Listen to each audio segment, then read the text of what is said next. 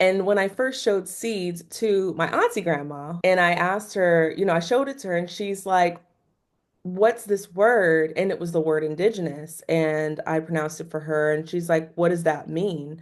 And she's 88 years old. That's just that word was not in her vocabulary. It wasn't, accessible to her. So I said, it means Indian. And she's like, oh, okay. You know.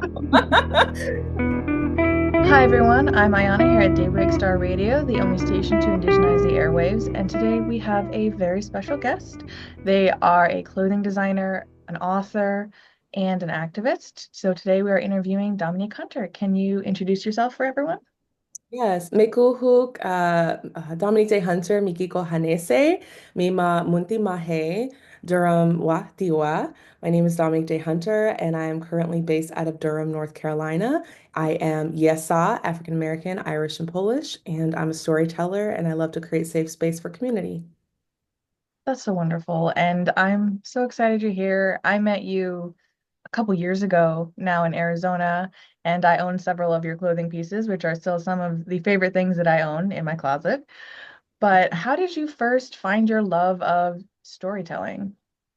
Well, for me, storytelling started at a very young age. I was about 12 or 13, and growing up in a home that like a lot of, people can probably relate, a lot of youth can unfortunately relate to, that had like domestic violence and alcoholism, poetry and storytelling was what I turned to when I didn't have anyone else to turn to.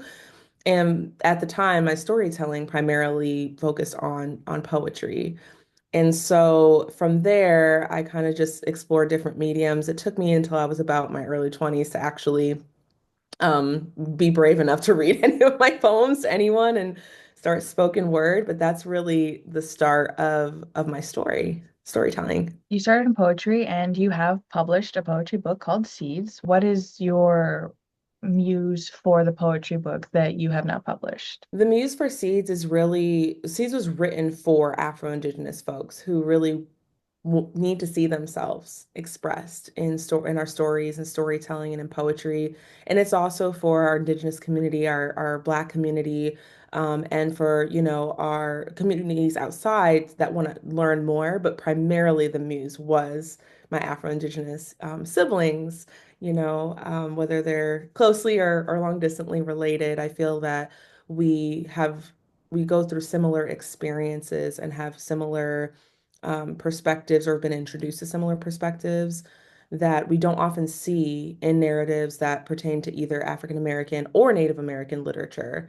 And so, really, in writing Seeds, I wanted to primarily focus on the community because, again, like you said, I also love, love, love writing and reading esoteric and abstract and ethereal poetry. I mean, it's your writing is like that, and I love it. And like I love writing that. I love reading it.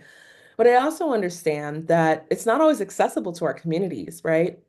And there is a level of expression to that type of writing. But sometimes it's also like some elitism that can be tied with it, right? Not always, but can be that this is kind of this poetry supremacy, so to speak, right?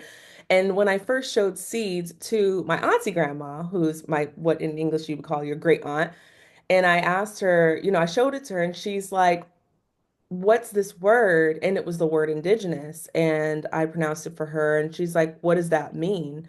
And she's 88 years old. She's a very sharp cookie. She is. And, that's just that word was not in her vocabulary. It wasn't, accessible to her. So I said, it means Indian. And she's like, oh, okay. You know?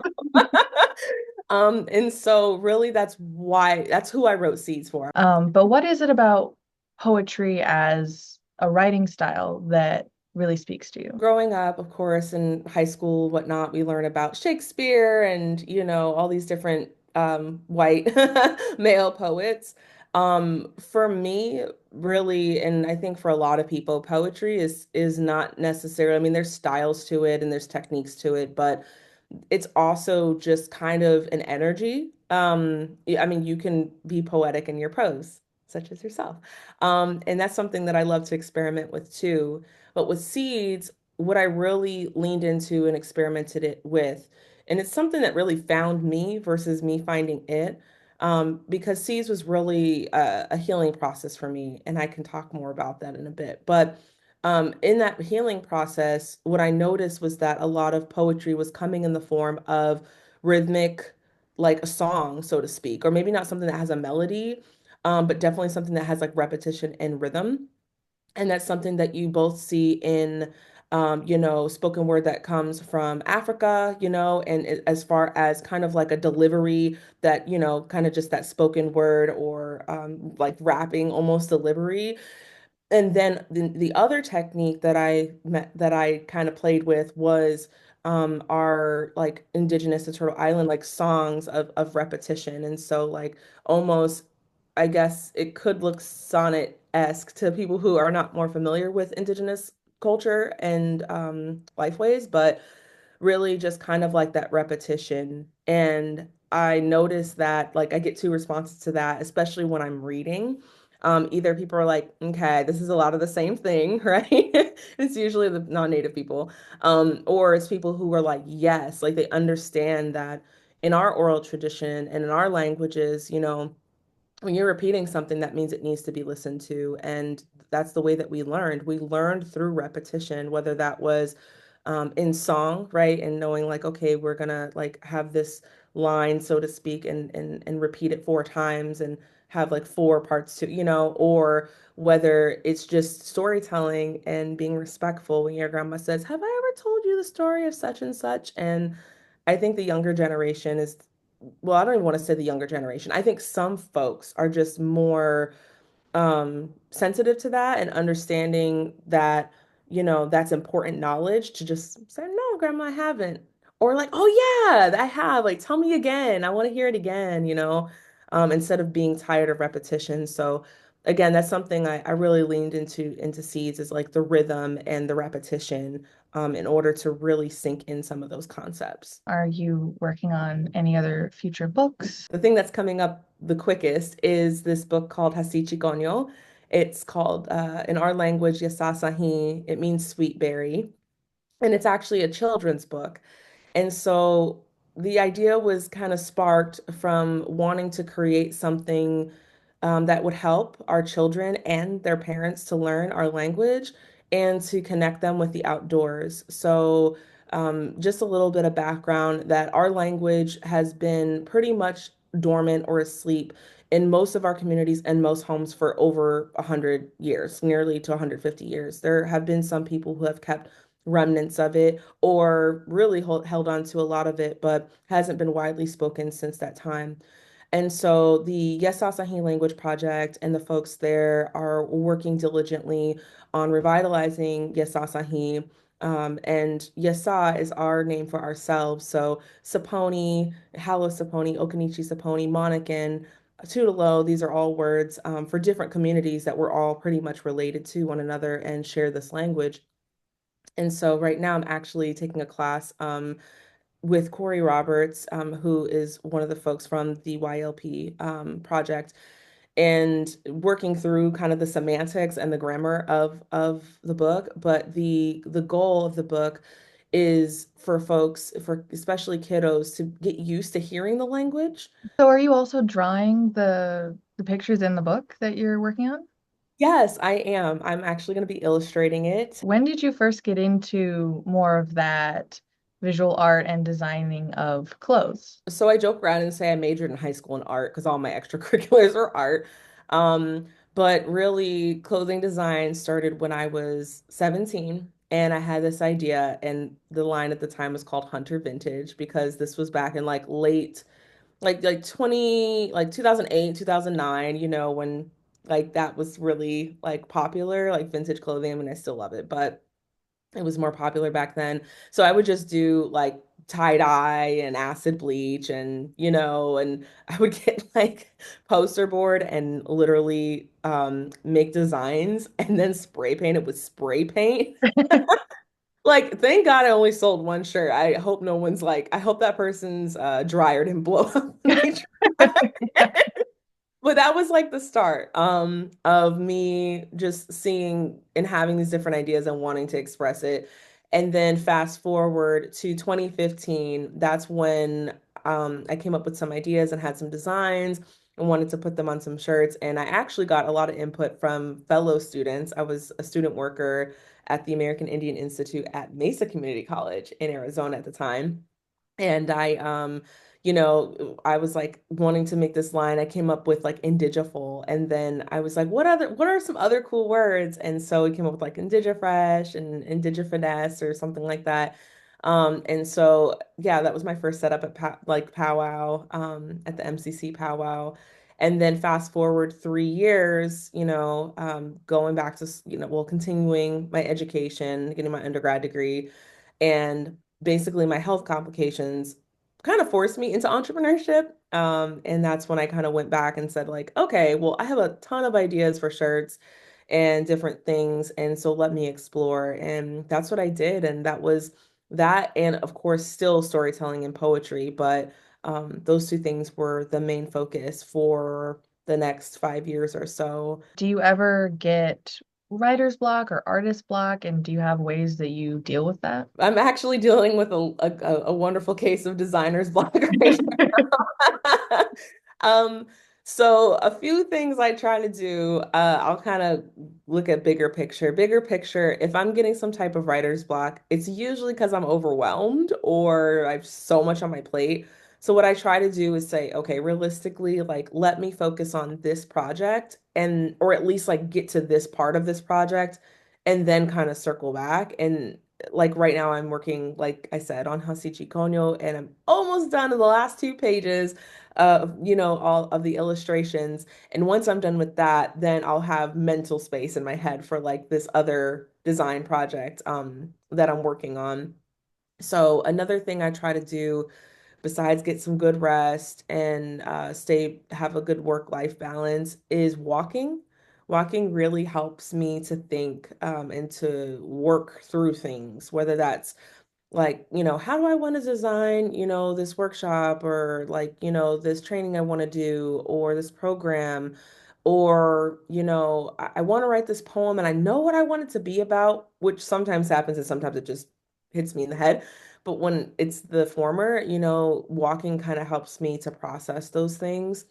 Um, and honestly, just getting outside my head and going and being around people. I am an introvert, I'm an artist, and all those things are really helpful for me in creating my work. But again, I feel like shaking things up can be a really good inspiration, especially traveling, even if it's like, next state over, or going to visit a new community and meeting new people. I feel like it really helps to kind of get those ideas flowing. What do you hope your audience takes away from those projects? We're still here as Indigenous people, and that Afro-Indigenous people and triracial people exist, that we're valid, and that we are a beautiful part of the mosaic that makes up, you know, uh, you know, indigenous Indian country. And I want people to know that I want people to learn more about different areas of the country, like the West or Southwest or Northwest versus like, the Southeast. And I think that it's really powerful when our nations are able to come together and teach each other things about our culture, our history, because things can be so different. I really want folks to understand the history because a lot of times, I took a American Indian Studies um, minor out in at ASU, and it was amazing. It was great. Don't get me wrong, but it didn't include anything about my community or my perspectives, or not even my, but our, perspectives. And when I say our, I don't just mean Yesa or even Southeast. I mean like really anyone east of the Mississippi or especially on the East Coast. So I really want people to become educated. I also want people to become advocates for change. I want them to learn and I want them, each one teach one. I want people to be able to feel empowered Well, what advice would you have for Indigenous youth who wanted to be storytellers, writers, designers, and artists? as much as you can. I know this is not always easy being in school and with bullies, but be yourself, If you don't feel safe in certain spaces to be yourself, find spaces or create spaces to be yourself, whether that's just you, or whether you find some friends or people from community or whatnot that you can communicate with and be with. I highly recommend just like leaning into what feels natural for you. So, if you want to spend your nights and weekends writing or drawing or creating and not necessarily maybe doing other activities, or maybe you want to do both or whatever, just normalize like your normal, you know? I think a lot of times artists and creatives are kind of, I think we're coming out of this maybe a little bit, but we're kind of seen as like weirdos or like kind of like antithetical to a lot of, especially when younger, especially in the school system. Um, and just know that you are powerful and you are intelligent. Don't let anyone tell you maybe you're not great at math, or maybe you're not the best at reading or language. Maybe you're more of like a hands-on person or a visual person, or maybe you are like a kinesthetic learner, right? Like definitely, if you want to take a test that says like, lets you know your learning type. And it never hurts to learn a little bit outside of your box, but always keep your box safe. Never forget who you are and where you come from. That's like one of our traditional songs. It talks about never forgetting who you are, where you come from, and being proud of that. Don't let people make you feel inferior or weird or stupid or cuckoo or woo woo or like whatever, about whatever you do, right? Like, especially if you're not hurting anybody, and especially if it comes from like your indigenous culture and relationship. I know for me, I was that youth, like struggling with mental health and struggling, not wanting to be here anymore, to be quite honest, and learning more about my culture, our language, and, especially even ceremony. It saved my life. It gave me a purpose. I had a sense of spirituality growing up, but really I don't want to say things, those relatives, those parts of our ceremonial way of life have grounded me to this earth and allowed me to enjoy it and share that with other people. So I just want to say, like, even when things look the toughest, don't give up. And I'm like, I'm talking to y'all, but I'm also talking to like me 20 years ago, keep going. You'll never know how beautiful life can really be once you get further along in your healing journey, and you create a life for yourself. If you don't already have that, then you can create that for yourself as you get older. I think this applies to any sort of artistic person, whether they're writing or creating like illustrations or comics, whatever the case is. When people tell you no, don't let that discourage you. Keep creating through the rejections. That love in your